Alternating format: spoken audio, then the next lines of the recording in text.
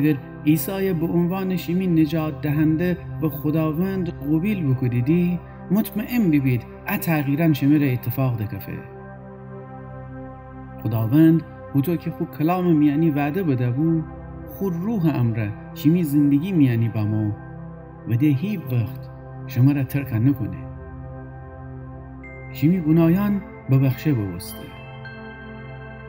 شما عضوی جه خانواده الهی بوستیدی و خدا شیمی پیره و کسانی که ایمان داریدی عیسی مسیح خداونده شیمی خاخوران و برارن نیسیدی. حسد شما زندگی ابدی داریدی و مشغول انجام دهن اون نقشه و هدفی بیدی که خداوند شما را اون را خلق بوده.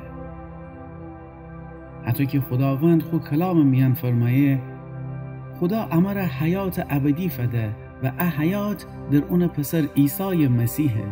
اونی که پسر داره حیات داره و اونی که خدا پسر نره حیات برخوردار نیه. عشان شمره بنویشتم که خدا پسر ایمان ببرید تا بدانید که حیات ابدیه داریدی. اول یوحنا باب 5 آیه 11 تا 13. اگر بخواید بیشتر بخونید تنید کولوسیان باب 2 آیه 13 تا 14، حتی هم غلاطیان باب 3 آیه 26 تا 29 بخونید. خدای شکر بکنید که مسیح شیمی زندگی میان ایسته و شما را هرگز ترک نکنه.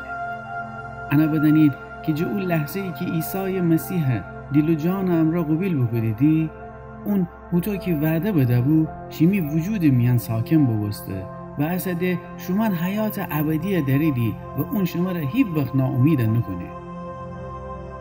اگر احساس نکنیدی که شیمی میان تغییری به وجود با ما، فقط شیمی احساسانه تکیه نکنید.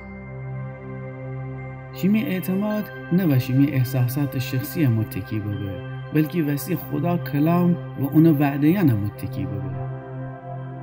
مسیحیان زندگی و بر اساس ایمان به خداوند و اعتماد به اون وعدهیان بنا ببه. چه ارتباطی بین حقیقت، ایمان و احساسات وجود داره؟ حقیقت یعنی خدا و اون کلام. ایمان یعنی قبول کردن خدا و اون کلام. احساسات یعنی عواطف شخصی که نتیجه ایمان به خدا و اون جا اطاعت کردنه. ایتا ماشین تنه یدک امره یا بدون یدک حرکت بکنه. اما انکی تصور بکنی یدک تنه ماشین به حرکت در باوره پوچ و بیفایده. حتی هم مسیحیان نوه به خوشن احساسات و عواطف متکی ببید، بلکه اوشن اعتماد و توکل وسیع به خدا کلام و خدا وعدهیان متکی ببه. پس بنالید که احساسات خشک خالی شیمی زندگی میان حاکم ببه.